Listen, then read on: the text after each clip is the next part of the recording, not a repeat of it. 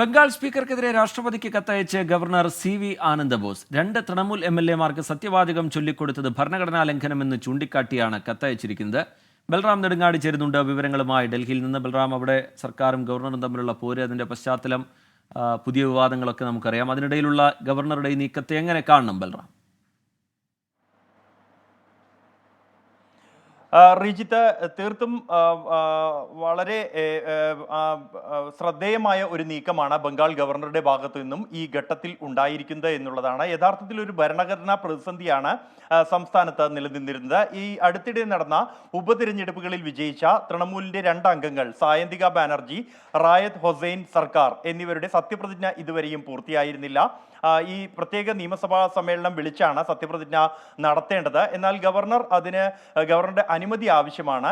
ഇക്കാര്യത്തിൽ ഗവർണറുടെ ഭാഗത്തു നിന്നും അനുമതി ലഭിക്കുന്നില്ല എന്നും ഗവർണർ ഈ സത്യപ്രതിജ്ഞാ ചടങ്ങ് തടസ്സപ്പെടുത്തുന്നു എന്നും ആരോപിച്ച് 2 അംഗങ്ങളും കഴിഞ്ഞ ദിവസങ്ങളിൽ നിയമസഭയ്ക്ക് പുറത്ത് നിരാഹാരം ഇരുന്നിരുന്നു, ധർണ സമരം നടത്തിയിരുന്നു.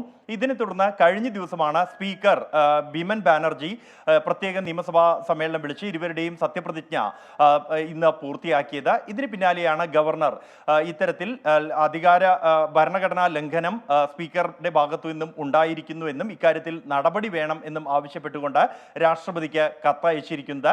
Governor CV. ആനന്ദബോസും സംസ്ഥാന സർക്കാരും തമ്മിലുള്ള പോരിൽ മറ്റൊരു അധ്യായം കൂടിയാണ് ഇതോടെ തുടക്കമായിരിക്കുന്നത്. എന്തായാലും ഇക്കാര്യത്തിൽ തുടർ നീക്കങ്ങളും നിയമപരിശോധനകളും ഉൾപ്പെടെ ആവശ്യമായി വരുമെന്ന് ഉറപ്പാണ്.